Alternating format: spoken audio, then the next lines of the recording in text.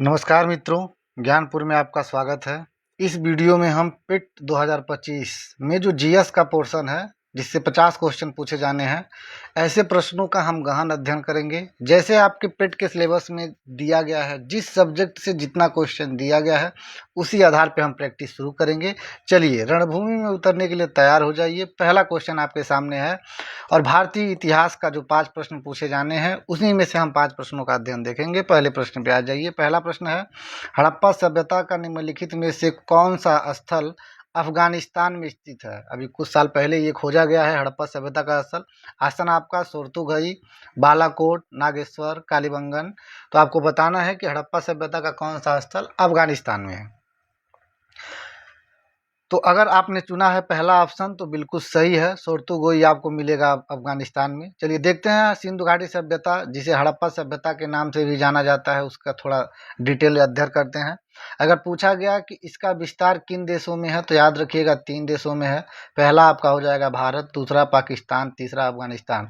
सर्वाधिक कम स्थल, सिंधु घाटी सभ्यता का सर्वाधिक कम स्थल किस देश में है तो अफगानिस्तान में। मात्र 2 ही मिलेगा आपको, एक मुंडीगक और दूसरा मिलेगा आपको सोर्तुगोई। सोर्तुगोई आप यहाँ देख सकते हैं, ये अफगानिस्तान का क्षेत्र है और यही आपको ये दिख रहा है सोर्तुगोई। अगर पूछता है क्वेश्चन सिंधु घाटी सभ्यता का सबसे उत्तरी स्थल, सबसे उत्तर में कौन सा स्थित है तो आंसर हो जाएगा आपका सोर्तागोई। अच्छा, इसी प्रकार आपसे पूछ लो सिंधु घाटी सभ्यता का सबसे पूर्वी स्थल, तो पूर्वी स्थल आपको मिलेगा आलमगीरपुर, जो उत्तर प्रदेश के मेरठ में स्थित है।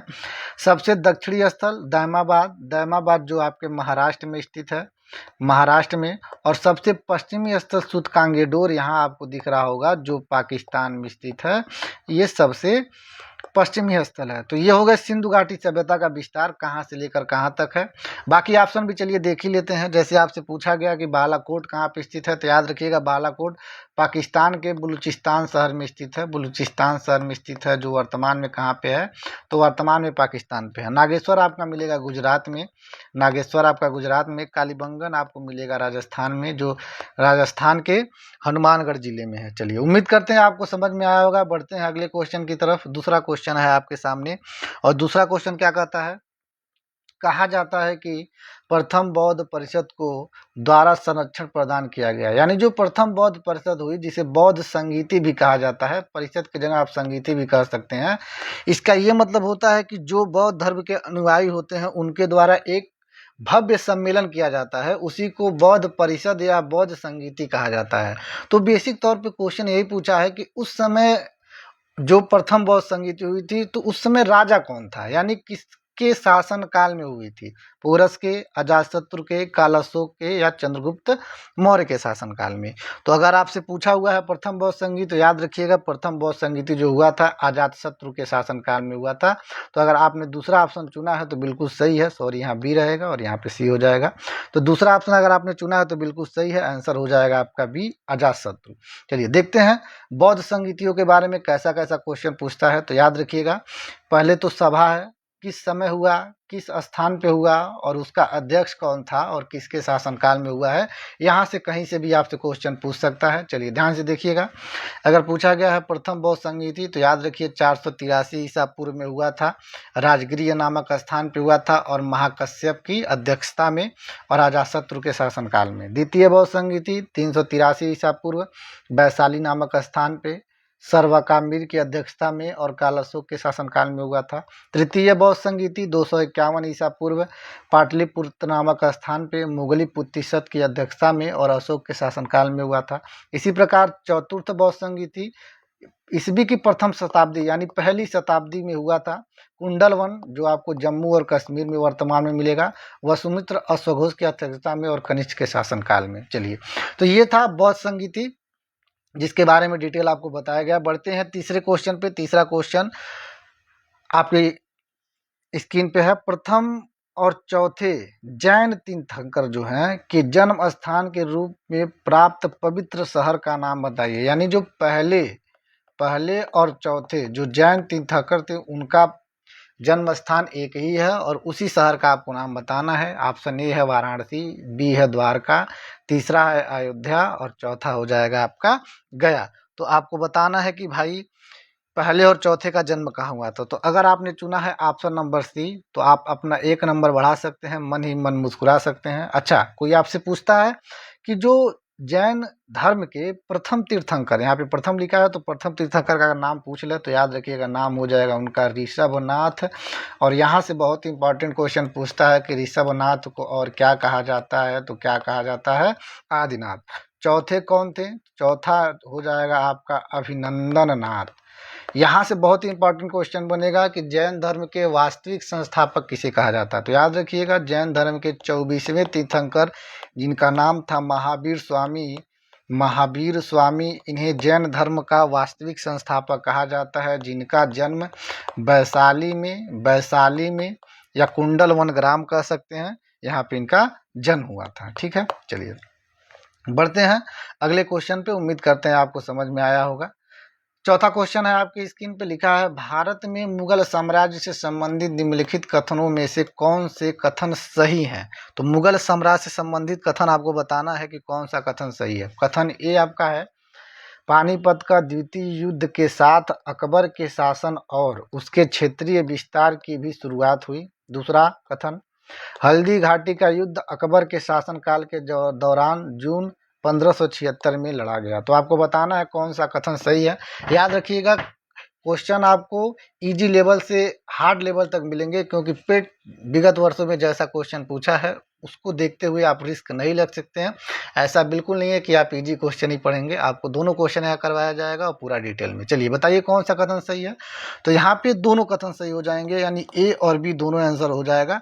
आइए देखते हैं पानीपत के युद्धों के बारे में। याद रखिएगा पानीपत का 3 युद्ध हुआ था। पानीपत का 3 युद्ध, पहला युद्ध कब हुआ? तो 21 अप्रैल 1526। एक बात आपको यहाँ पे ध्यान रखना है कि डेट ना याद हो, लेकिन सन आपको याद होना चाहिए कि 1526 में पानीपत का पहला युद्ध लड़ा गया। किसके बीच में? बाबर जो मुगल शासन का था और इब्राहिम लोदी जो दिल्ली सल्तनत का था।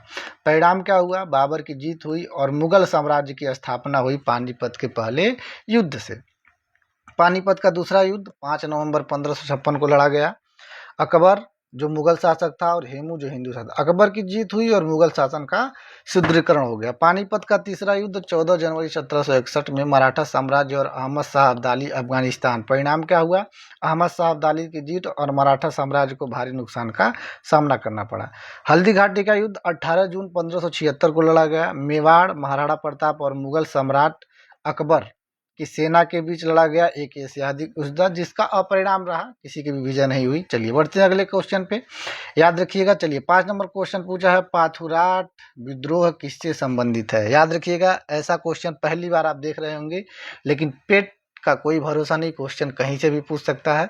पाथुरघाट विद्रोह किससे संबंधित है? ध्यान से क्वेश्चन को पढ़िए, अभी इसका जब पूरा डिटेल बताया जाएगा तो आप पूरा निश्चिंत हो जाएंगे, आपको इसके बारे में पूरी जानकारी मिल सकती है। देखिए, पहला है शिक्षकों के विद्रोह से, दूसरा है सैनिकों के विद्रोह से, तीसरा है किसानों के विद्रोह से और चौथा है वकीलों के विद्रोह से। तो पाथुरघाट विद्रोह पूछेगा तो याद रखिएगा किसानों के विद्रोह से संबंधित है। चलिए देखते हैं पाथुरघाट विद्रोह के बारे में पूरा डिटेल। याद रखिएगा 1894 में अंग्रेजों की कर नीतियों के खिलाफ पाथुरघाट किसान विद्रोह हुआ था। पाथुरघाट असम में एक जगह है और वर्तमान में पथरी घाट के रूप में जाना जाता है। 28 जनवरी 1894 को एक पुलिस द्वारा गोलीबारी में करीब 140 किसान मारे गए थे। पथरी घाट को असम में जलियांवाला बाग के नाम से भी जाना जाता है, यानी जलियांवाला बाग हत्याकांड असम में कहाँ पूछा जाएगा कि असम का जलियांवाला बाग हत्याकांड किसे कहते हैं, तो वर्तमान में नाम हो जाएगा पथरी घाट और उस समय नाम था पाथुरघाट विद्रोह। उम्मीद करते हैं इस क्वेश्चन का जो भी कंफ्यूजन था पूरा खत्म हो गया होगा। बढ़ते हैं नेक्स्ट क्वेश्चन की तरफ। और दूसरा सब्जेक्ट आपका सिलेबस में है भारतीय राष्ट्रीय आंदोलन, जिससे 5 प्रश्न पूछे जाने हैं, जिस आधार पे पेट आपसे क्वेश्चन पूछेगा और जितना पूछेगा आगे सारे वीडियो में इसी प्रकार से आपको पूरे डिटेल में बताया जाएगा और बेहतरीन प्रैक्टिस करवाई जाएगी। चलिए देखते हैं 6 नंबर क्वेश्चन पूछा है, निम्नलिखित में से किसने संथाल विद्रोह और 1857 के विद्रोह के दौरान अंग्रेजों की सहायता की थी? यानी ऐसा भारतीय राजा जिसने अंग्रेजों की सहायता की थी। टेकचंद, मूलचंद, तेजचंद या महाराजा मेहताब चंद? क्या होगा आंसर? तो याद रखिएगा महाराजा मेहताब चंद जो वर्धमान के राजा थे, वर्धमान के राजा थे उस समय महाराजा मेहताब चंद। आइए देखते हैं मेहताब चंद जी के बारे में, जो अंग्रेजों की सहायता करता था। महाराजा मेहताब चंद 1820 से लेकर 1889 तक वर्धमान के राजा थे। महाराजा मेहताब चंद ने संथाल विद्रोह 1857 में के विद्रोह में अंग्रेजों की सहायता की थी। ठीक है, इनके लिए उन्हें 1868 में एक कोट ऑफ आर्म और 1877 में 13 तोपों की व्यक्तिगत सलामी के अधिकार से पुरस्कृत किया गया था। तो आंसर हो जाएगा आपका महाराजा मेहताब चंद। चलिए आगे देखते हैं। 1857 की क्रांति का आपने पढ़ा होगा कि किस नेता ने किस जगह से नेतृत्व किया था। तो आइए उसका पूरा डिटेल देख लेते हैं, क्वेश्चन कहीं से भी पूछ ले आपको कोई कंफ्यूजन ना हो। देखिए, बैरकपुर से मंगल पांडे जी, दिल्ली से बहादुर शाह द्वितीय जनरल वक्त खां, लखनऊ से बिरजीश कादिर अहमदुल्ला अवध के पूर्व नवाब के सलाहकार थे, और बेगम हजरत महल। आपने अभी तक लखनऊ से बेगम हजरत महल पढ़ा होगा, वो सबसे लास्ट में आई, बाकी शुरू में बिरजीश कादिर अहमदुल्ला ही थे। चलिए, कानपुर अजमुल्ला खान नाना साहब के सलाहकार, तात्या टोपे नाना साहब और राणा साहब। झांसी से रानी लक्ष्मीबाई, सबको पता है, बिल्कुल सही है। बिहार जो जगदीशपुर में था, कुंवर सिंह और अमर सिंह। इलाहाबाद और बनारस से मौलवी लियाकत अली। फैजाबाद से मौलवी अहमदुल्ला। फर्रुखाबाद से तुफजल हजल खान। बिजनौर से मोहम्मद खान। मुरादाबाद से अब्दुल अली खान। बरेली से खान बहादुर खान।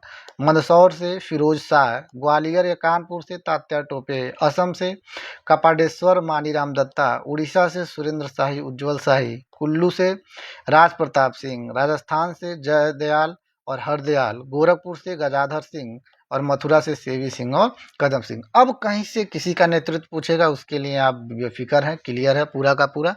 बढ़ते हैं 7 नंबर क्वेश्चन पे। 7 नंबर क्वेश्चन पूछा है, दक्षिण अफ्रीका से वापस लौटने के पश्चात महात्मा गांधी फरवरी 1916 के उद्घाटन में पहली बार सार्वजनिक रूप से आम जनता से कब रूबरू हुए।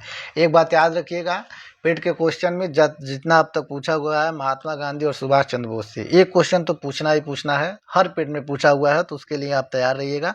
फिलहाल यहाँ क्वेश्चन आपसे पूछा है, जब गांधी जी पहली बार दक्षिण अफ्रीका से वापस आए तो फरवरी 1916 में वो पहली बार आम लोगों से रूबरू हुए, तो किस संबोधन में, किस चीज़ के उद्घाटन में सबसे रूबरू हुए थे या किसको संबोधित किया था। तो पहला ऑप्शन है कलकत्ता विश्वविद्यालय, दूसरा मद्रास विश्वविद्यालय, तीसरा बनारस हिंदू विश्वविद्यालय, चौथा बम्बई विश्वविद्यालय। तो आंसर आपका हो जाएगा बनारस हिंदू विश्वविद्यालय, जिन्होंने पहली बार गांधी जी ने भाषण दिया था। याद रखिएगा, बनारस विश्वविद्यालय की स्थापना 4 फरवरी 1916 में हुई, और किसने किया, तो याद रखिएगा इसकी स्थापना मदन मोहन मालवीय जी ने किया था, मदन मोहन मालवीय जी ने। ठीक है, चलिए 8 नंबर क्वेश्चन पूछा है, इंडियन नेशनल आर्मी यानी आज़ाद हिंद फौज का गठन किसके द्वारा किया गया। तो जब भी आपके मन में इंडियन नेशनल आर्मी या आज़ाद हिंद फौज की बात आती है तो हमेशा आपका मन सुभाष चंद्र बोस की तरफ ही जाता है। याद रखिएगा, शुरुआती दिनों में इसकी स्थापना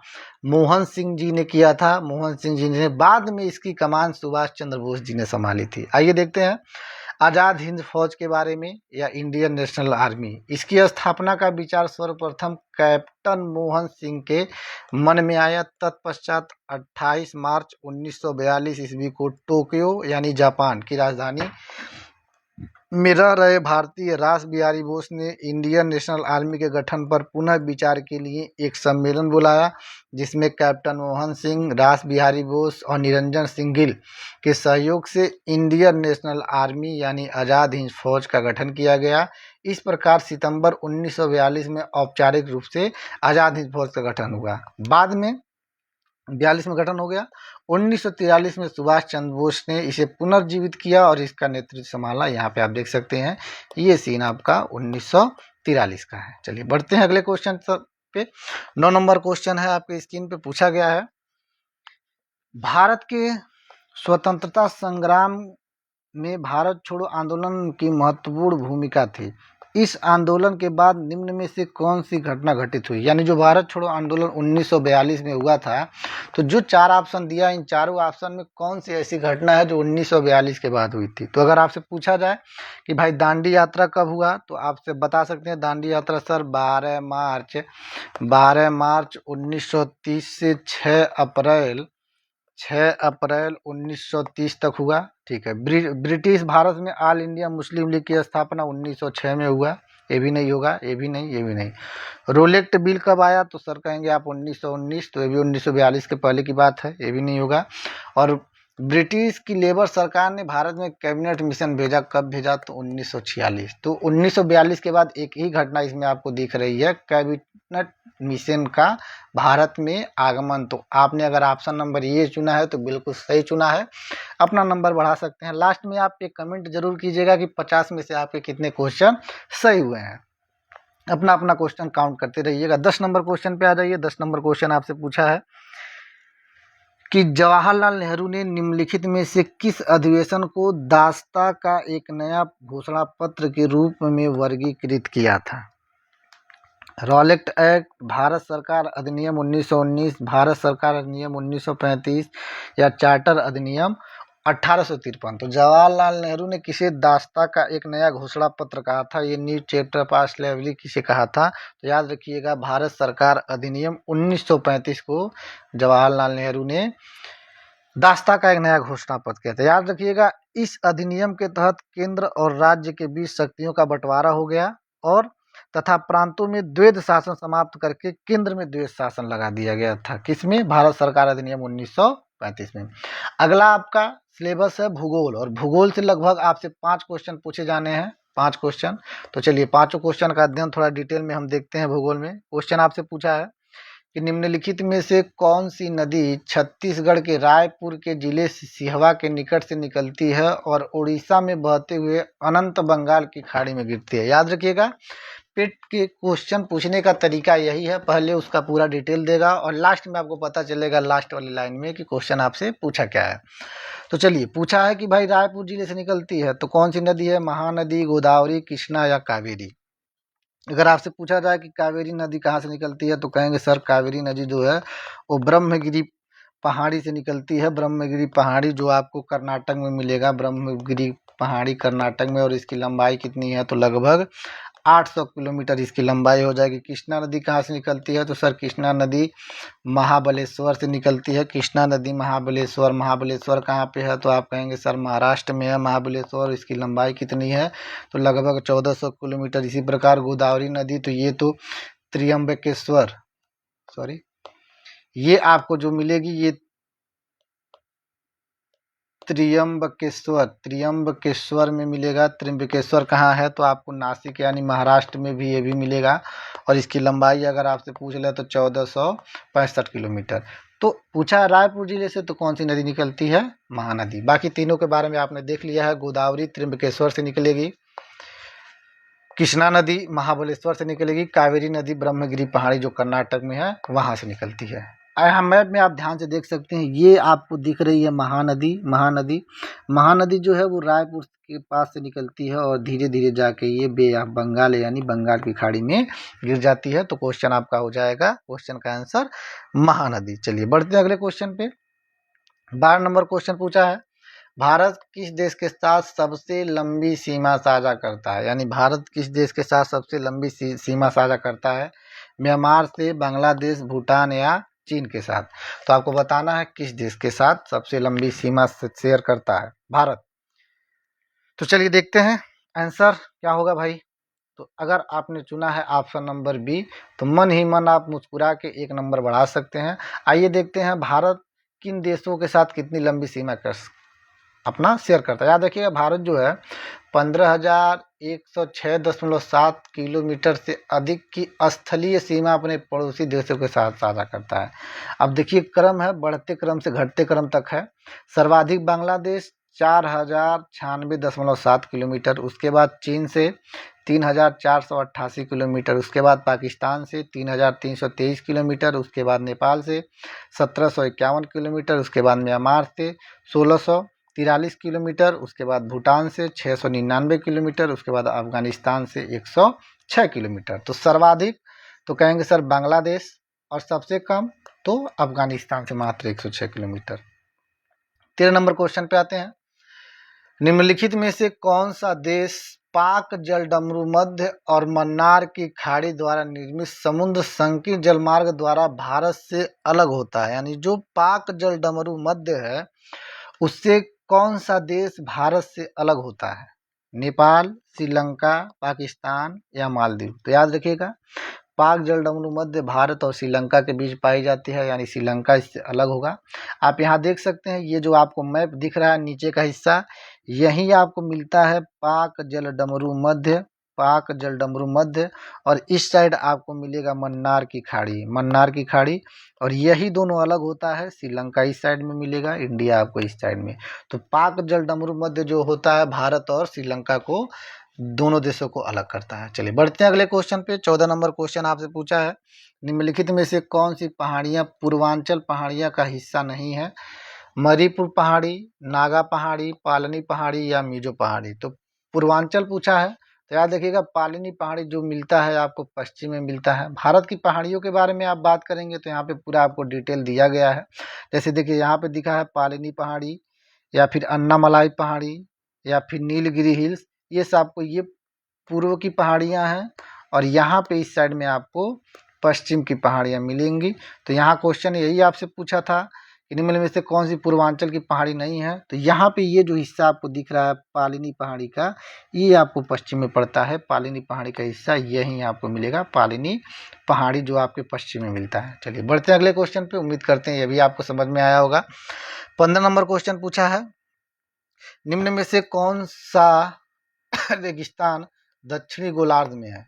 बताना है कौन सा रेगिस्तान दक्षिणी गोलार्ध में है। कालाहारी, ग्रेट बेसिन, सहारा या फिर थार। अब यहाँ पे आप मैप देख सकते हैं, और यहाँ से आप एक लाइन खींचते हैं, यहाँ से सीधी लाइन, तो ये हो जाएगा ऊपर वाला हिस्सा उत्तरी, और नीचे वाला हो जाएगा आपका दक्षिणी। तो सहारा तो आपको उत्तरी में मिला है, कोई दिक्कत नहीं है। बाकी ऑप्शन देखते हैं, ग्रेट बेसिन, सहारा, कालाहारी।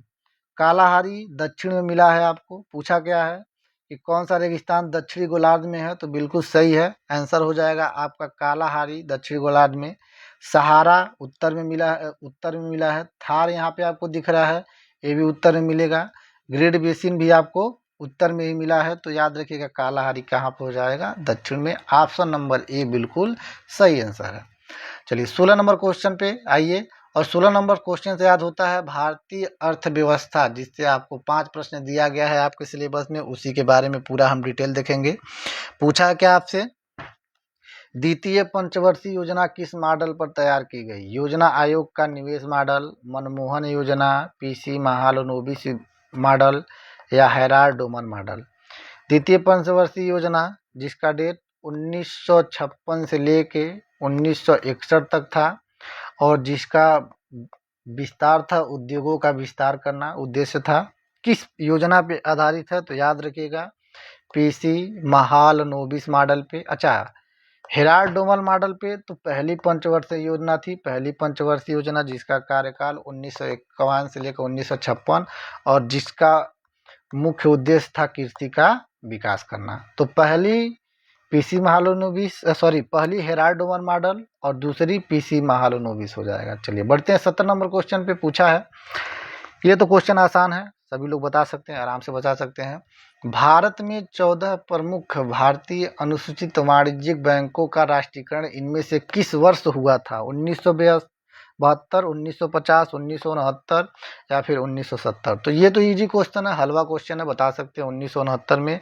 आपको पता है कि सर 19 जुलाई 1969 को 14 मुख्य बैंकों का राष्ट्रीयकरण किया गया था। चलिए 18 नंबर क्वेश्चन पे आइए। 18 नंबर क्वेश्चन आपसे पूछा है कि स्वतंत्रता की पूर्व संध्या पर भारतीय अर्थव्यवस्था थी, कैसी थी? अल्प विकसित और रूढ़, अविकसित, विकसित और विकासशील। क्या आंसर होगा भाई? देखिए भारतीय अर्थव्यवस्था के बारे में पूछा है, और आपका मन दौड़ के ही पहुंचेगा विकासशील पे। तो वर्तमान पे है विकासशील, इस बात को आपको ध्यान देना है, क्वेश्चन की गहराई को समझना है।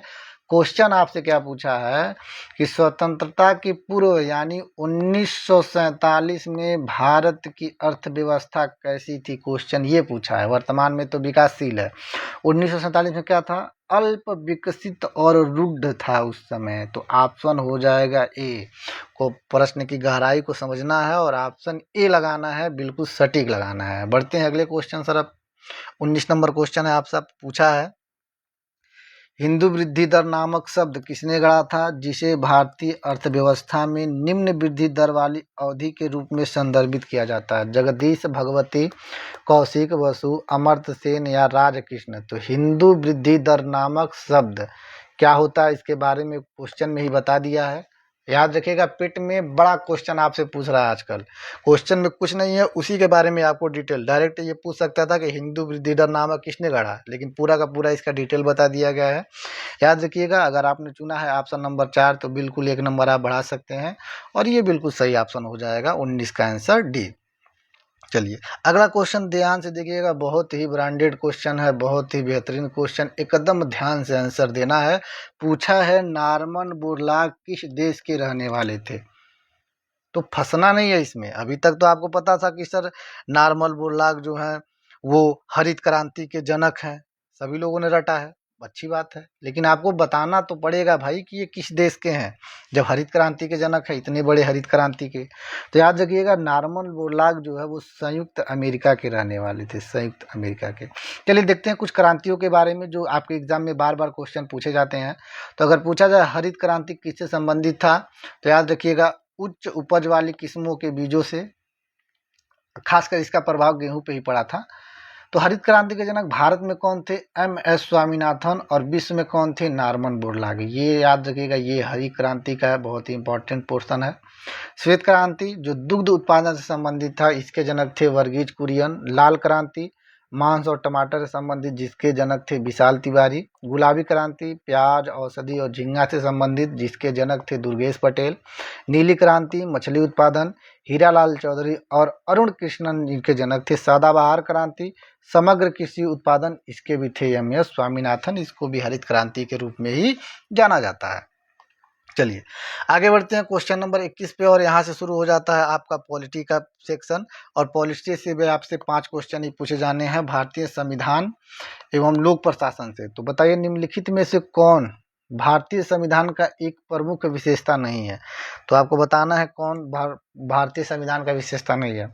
संघवाद की स्थापना, ये तो है। सरकार का संसदीय स्वरूप, बिल्कुल है, आपको संसद मिलता है। मूल अधिकार, बिल्कुल आपके संविधान में है। सामंतशाही को प्रोत्साहन, ये बिल्कुल नहीं कहा गया संविधान में, यानी ऑप्शन नंबर हो जाएगा आपका डी। सामंतशाही का मतलब क्या होता है? तो याद रखिएगा, यह एक ऐसी प्रणाली है जिसमें राजा या सेवक अपने अधीन सामंतों को, सामंत मतलब होता है कि छोटे किसान या जमींदार को भूमि प्रदान कर देता है, यानी एक प्रकार से कह सकते हैं शाही व्यवस्था की बात। तो शाही व्यवस्था हमारे संविधान में बिल्कुल नहीं है, यानी ऑप्शन नंबर हो जाएगा डी, बिल्कुल सही हो जाएगा। चलिए 22 नंबर पे आइए, पूछा है भारत में कारखाने में रोजगार प्राप्त करने की अनुमति आयु क्या है? यानी भारत में जो कारखाने में जो आपको आयु मिलता है कि उससे कम के बच्चों को आप नहीं रख सकते हैं, नहीं तो आपको बाल श्रम में दिया जाएगा। तो याद रखिएगा संविधान के अनुच्छेद 24 में कहा गया है कि 14 वर्ष से, 18 वर्ष नहीं होगा भाई, वोट देने नहीं जाना है आपको, 14 वर्ष से जो कम के बच्चे हैं उनके लिए व्यवस्था किया गया कि भाई उसके नीचे के जो बच्चे हैं वो कारखानों में काम नहीं कर सकते हैं। अनुच्छेद 24 मूल अधिकार के अंदर किस में आता है? तो शोषण के विरुद्ध अधिकार में आता है, शोषण के विरुद्ध अधिकार में आता है। शोषण के विरुद्ध में 2 है, एक बधुआ मजदूर अनुच्छेद 23 और 24 है आपका बाल श्रम। ये दोनों का दोनों आपको शोषण के विरुद्ध के अधिकार में मिलेगा, मूल अधिकार के अंतर्गत भाग 3 में। चलिए बढ़ते हैं अगले क्वेश्चन पे। अनुच्छेद 23 क्वेश्चन नंबर 23 आपसे क्या कहता है? भारतीय संविधान का कौन सा अनुच्छेद राष्ट्रपति को सूचना आदि प्रस्तुत करने के संबंध में प्रधानमंत्री के कर्तव्यों से संबंधित है? यानी राष्ट्रपति को सूचना प्रदान करेंगे। अनुच्छेद 62, अनुच्छेद 73, अनुच्छेद 69 या फिर अनुच्छेद 78। तो याद रखिएगा जो अनुच्छेद 78 है, प्रधानमंत्री का कर्तव्य बनता है कि वो राष्ट्रपति को सूचना आदि प्रस्तुत कीजिए। अनुच्छेद 69 यहाँ पे थोड़ा सा इंपॉर्टेंट है, उपराष्ट्रपति का शपथ होता है। अनुच्छेद 73 बहुत ज़्यादा इंपॉर्टेंट है नहीं, संघ की कार्यकाल शक्ति की सीमा होती है।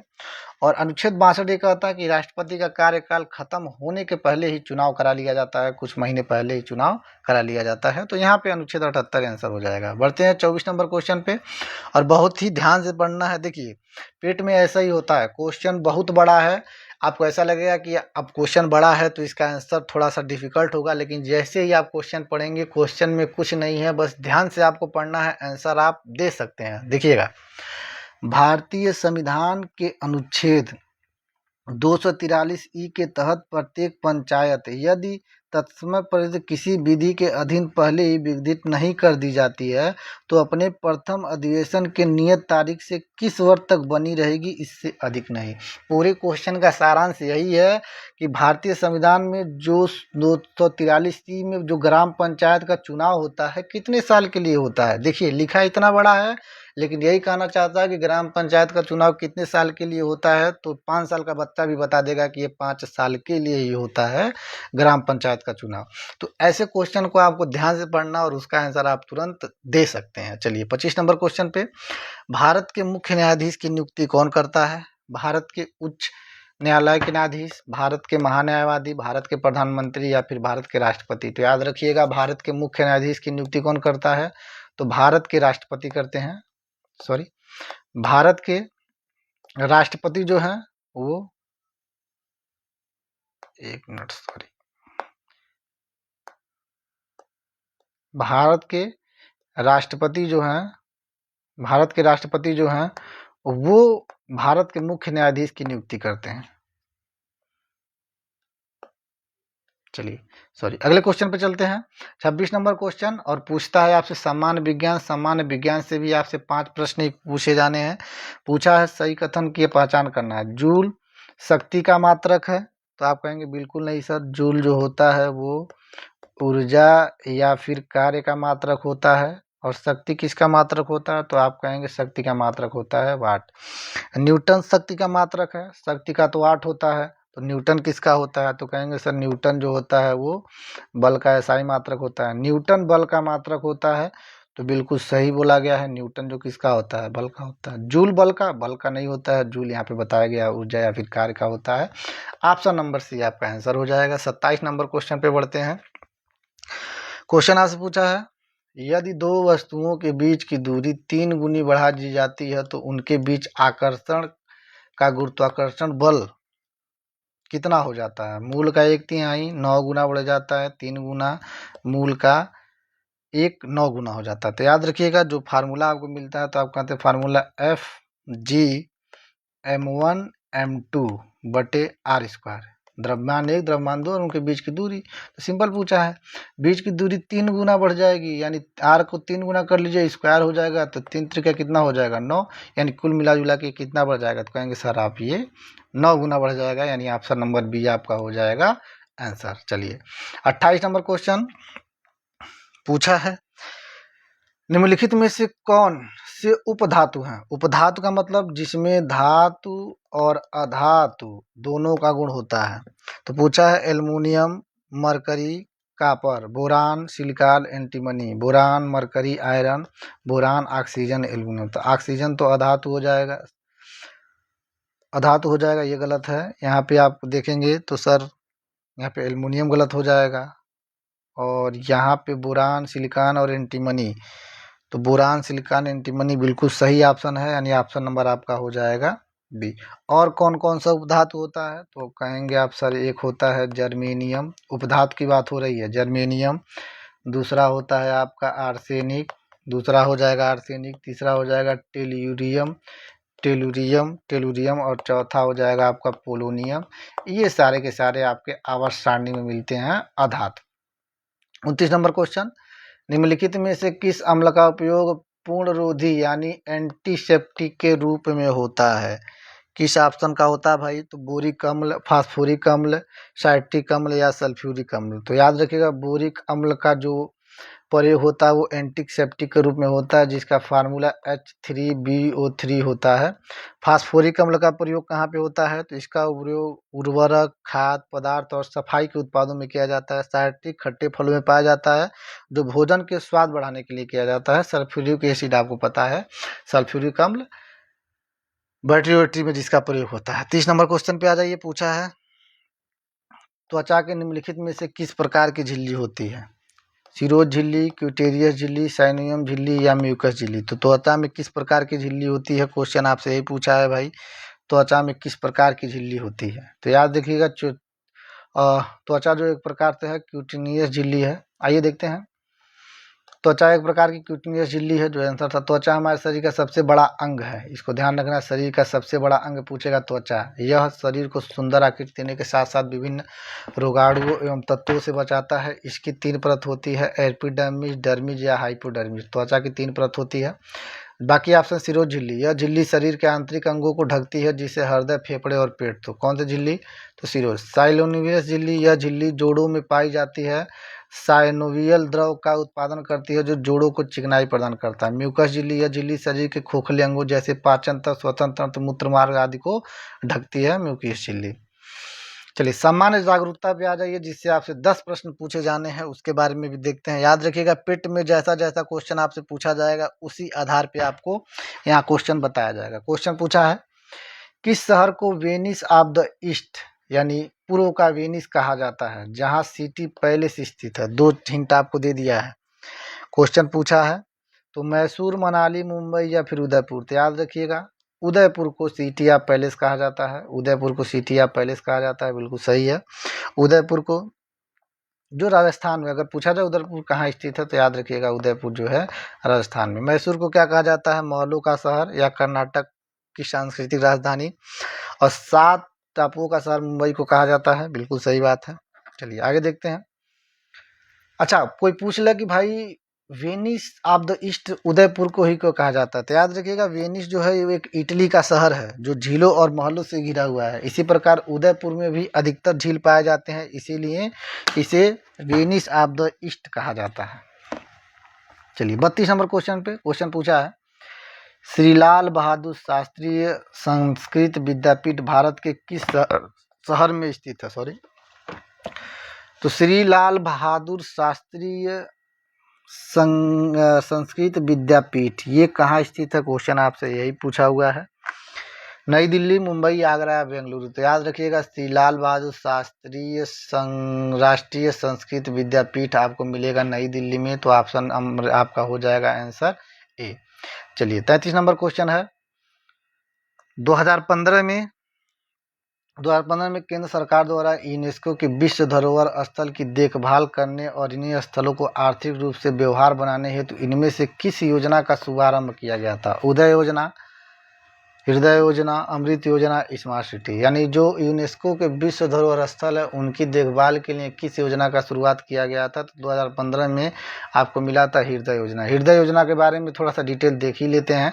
हृदय योजना अगर पूछा जाए कब प्रारंभ हुआ, तो 21 जनवरी 2015 को। इसका उद्देश्य विरासत शहर के मूल स्वरूप को संरक्षित करना और निजी क्षेत्र की भागीदारी सहित विभिन्न अवसर प्रदान करके समावेशी विरासत संबंध शहरी विकास को बढ़ावा देना। ये किस मंत्रालय के अंतर्गत काम करता है? तो आवास एवं शहरी मामलों के मंत्रालय।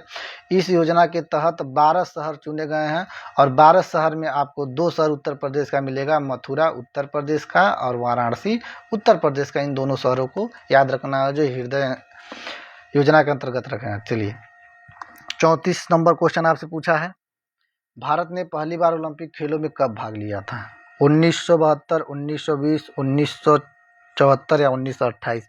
ऑप्शन के अनुसार आप लगा सकते हैं 1920, लेकिन इससे पहले याद रखिएगा सन 1919 में एक पेरिस ओलंपिक में एक आंग्ल नॉर्मन पिचर्ड ने भाग लिया था, जो एंग्लो इंडियन थे जिसे आप कह सकते हैं, तो वो 1900 में था। आइए देखते हैं, थोड़ा सा डिटेल देख ही लेते हैं। देखिए 1900 में पेरिस ओलंपिक में प्रथम आंग्ल भारतीय नॉर्मन पिचर्ड, यहाँ दिख रहा है नॉर्मन पिचर्ड, इसने भाग लिया।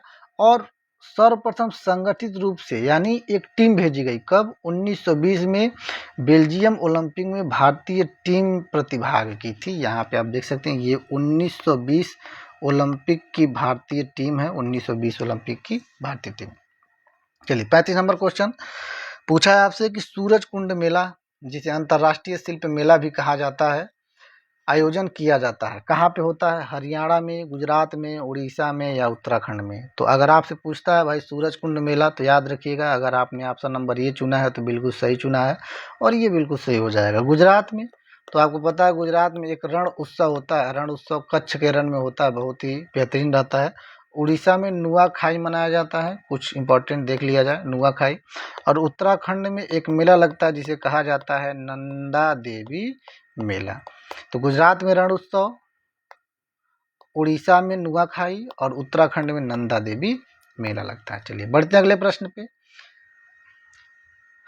मयूरभंज जो छऊ नृत्य किस राज्य का मूल नृत्य है? मयूरभंज छऊ जो है वो किस राज्य का मूल नृत्य है? बिहार, झारखंड, मणिपुर, उड़ीसा। तो मूल नृत्य पूछा है तो आंसर आपका चौथा हो जाएगा उड़ीसा। अच्छा, बिहार में कौन कौन सा नृत्य हो सकते हैं? तो बिहार में एक आपको मिलेगा विदेशिया, विदेशिया बहुत होता है, और एक आपको मिलता है पाइका। लोक नृत्य की बात हो रही है। झारखंड में तो एक संथाली जात भी पाई जाती है तो संथाली नृत्य होता है, और एक होता है आपका फिरकल नृत्य होता है। और मणिपुर में बार बार आप क्वेश्चन में आता है थांगटा नृत्य, जो कहाँ का है? वो मणिपुर का। फिलहाल मयूरभंज छऊ आपका आंसर हो जाएगा उड़ीसा। 37 नंबर क्वेश्चन पे आते हैं। पूछा है विश्व टीबी दिवस किस तारीख को मनाया जाता है? 12 मार्च, 2 मार्च, 24 मार्च या फिर 28 मार्च? तो याद रखिएगा 24 मार्च को विश्व टीबी दिवस मनाया जाता है। सबसे ज़रूरी है विश्व टीबी दिवस की अगर आपसे थीम पूछ ला, हर एक साल आता है, तो 2025 की थीम क्या है? तो याद रखिएगा हम टीबी को हम टीबी को ख़त्म कर सकते हैं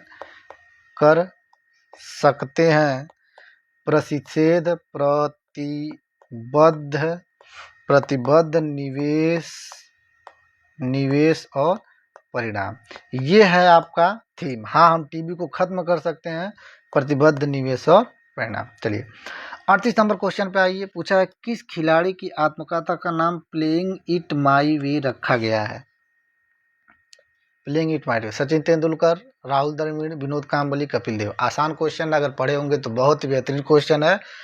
भारत क्रिकेट के भगवान कहे जाने वाले सचिन तेंदुलकर की जीवनी है प्लेइंग इट माई वे। आइए देखते हैं कुछ खिलाड़ियों की आत्मकथा के बारे में। सुनील गावस्कर जी की Sunny Days, Sachin Tendulkar playing it my way, Kapil Dev straight from the heart, Sourav Ganguly a century is not enough, जहाँ जहाँ स्टार लगाया जा रहा है वो क्वेश्चन एक आध बार एग्जाम में आ चुका है। Virat Kohli driven the Virat Kohli story, Shane Warne no spin my autobiography, Yuvraj Singh the test of my life from cricket to cancer, Mushtaq Ali cricket delightful, इराम अली Prasanna one more over, Sanjay Manjrekar imperfect, MC Mary Kom unbreakable, major Dhyanchand goal और बलबीर का गोल्डन हैट्रिक। तो ये थे कुछ खिलाड़ी जिनकी आत्मकथा है। 39 नंबर क्वेश्चन पे आइए। 39 नंबर क्वेश्चन आपसे क्या पूछा है? विश्व के सबसे प्रतिष्ठित अंग्रेजी भाषा साहित्य पुरस्कार का क्या नाम है? यानी अंग्रेजी भाषा में दिया जाने वाला सबसे बड़ा पुरस्कार बताना है। सर्वश्रेष्ठ अनुवादित पुस्तक पुरस्कार, कॉमनवेल्थ राइटर, मैन बुकर या बुकर। तो सब अंग्रेजी का पूछा है और सबसे बड़ा तो मैन बुकर आंसर हो जाएगा। चलिए इसके बारे में कुछ डिटेल देखते हैं। अगर पूछा जाए कि भाई मैन बुकर की शुरुआत कब हुई थी, तो मैन बुकर की शुरुआत 1969 में हुई थी। कितना रुपया दिया जाता है? तो याद रखिएगा 50,000 पाउंड, जो भारतीय रुपयों में 52,95,000 हो सकता है, 50,000 पाउंड। और सबसे ज़रूरी बात करंट अफेयर में 2025 में किसे दिया गया? तो याद रखिएगा 2025 में दिया गया बानू मुश्ताक जी को।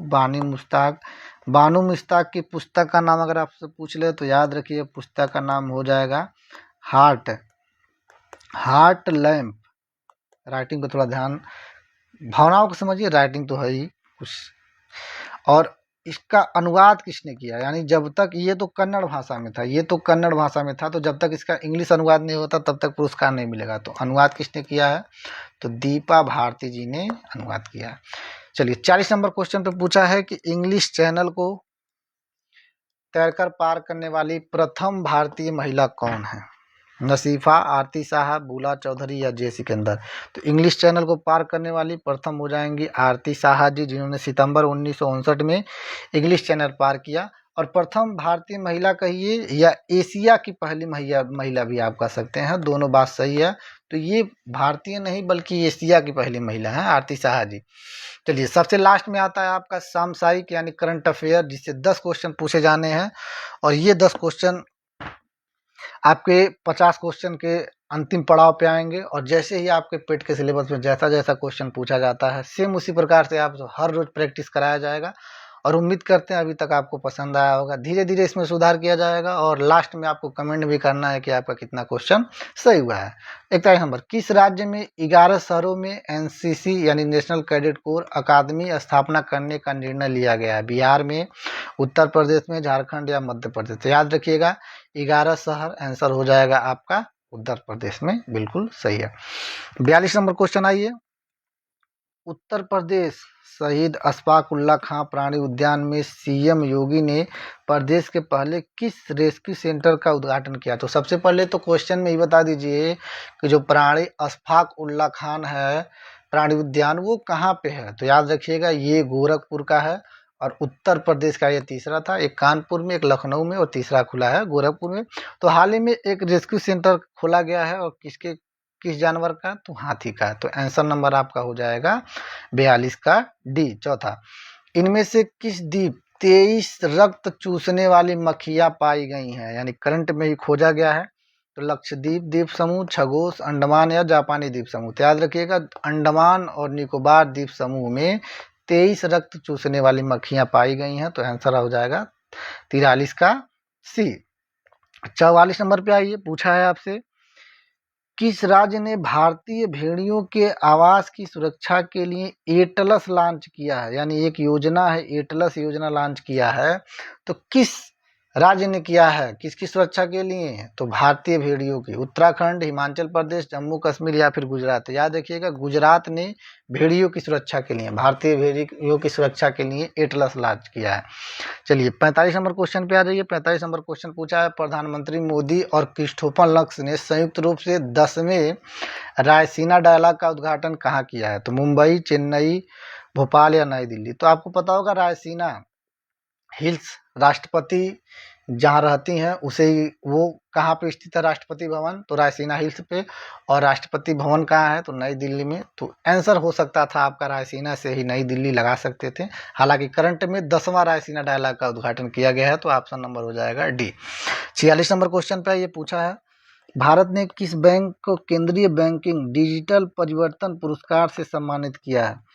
तो डिजिटल परिवर्तन पुरस्कार भारत द्वारा आरबीआई को दिया गया। हाँ, आरबीआई से क्वेश्चन पूछता है आपके एग्जाम में कि भाई आरबीआई की स्थापना कब हुई? तो याद रखिएगा 1935। और सबसे इंपॉर्टेंट क्वेश्चन, आरबीआई अधिनियम कब आया? अगर ये पूछता है तब आपका हो जाएगा 1934। 1934 में अधिनियम आया था और स्थापना हो गई 1935 में, 1 अप्रैल 1935। वर्तमान में इसके गवर्नर अगर आपसे पूछ ले, वर्तमान में इसके गवर्नर कौन है? तो संजय मल्होत्रा जी इसके क्या हो जाएंगे? गवर्नर। 46 नंबर, किस शहर में जल स्थिरता सम्मेलन 2025 आयोजित किया गया है? चेन्नई, नई दिल्ली, नोएडा या केरल? तो याद रखिएगा नई दिल्ली में जल स्थिरता सम्मेलन का आयोजन हुआ है 2025 का। 48 नंबर क्वेश्चन, किस राज्य में पिछले 13 सालों में प्रति व्यक्ति औसत आय 3 गुना वृद्धि दर्ज की गई है? महाराष्ट्र, तमिलनाडु, आंध्र प्रदेश या उत्तर प्रदेश? तो किस राज्य में की गई है? तो बिल्कुल सही है, आंसर हो जाएगा आपका उत्तर प्रदेश में की गई है 3 गुना वृद्धि। कितने सालों में? तो 13 सालों में प्रति व्यक्ति आय। 49 नंबर क्वेश्चन, किस जिले में उत्तर प्रदेश का पहला सीड पार्क यानी बीज वाला पार्क बनाया जाएगा? प्रयागराज, पीलीभीत, लखनऊ, गोरखपुर या उपयुक्त में से कोई नहीं? तो आंसर क्या हो जाएगा? तो लखनऊ में बनाया जाएगा, उत्तर प्रदेश की राजधानी में। चलिए 50 नंबर क्वेश्चन पे आते हैं। आपको 50 नंबर क्वेश्चन आने से पहले याद रखिएगा ऐसे बेहतरीन क्वेश्चन जब तक आपका पेट का एग्जाम नहीं हो जाता तब तक करवाया जाएगा। और इस चैनल से जुड़े रहने के लिए चैनल को सब्सक्राइब कीजिएगा और हर रोज बेहतरीन प्रैक्टिस सेट आपको कराया जाएगा और पेट से संबंधित जानकारियां भी इसमें दी जाएगी। उम्मीद करते हैं आपको अभी तक पसंद आया होगा। बढ़ते हैं आज के लास्ट क्वेश्चन की तरफ, इसके बाद आपसे विदा लेने का समय हो जाएगा। पूछा है, किस राज्य की सरकार ने प्रति व्यक्ति 50 रुपये पर्यटक शुल्क लगा दिया है? यानी उस राज्य में अगर आप घूमने जाते हैं तो आपको 50 रुपये पर्यटक शुल्क देना होगा, तब आप उस राज्य में घूम सकते हैं। सिक्किम, मणिपुर, हिमाचल प्रदेश? सॉरी, ये ऑप्शन तो नहीं रहना चाहिए। चलिए बाकी भी बता दीजिए, इनमें से कोई नहीं। तो आंसर क्या हो जाएगा आपका? तो ऑप्शन हो जाएगा आपका सिक्किम। सिक्किम की सरकार ने 50 रुपये शुल्क लगा दिए हैं। तो ये थे आज के बेहतरीन 50 क्वेश्चन। उम्मीद करते हैं आपको समझ में आया होगा। मिलते हैं अगले सेशन में, तब तक के लिए जय हिंद।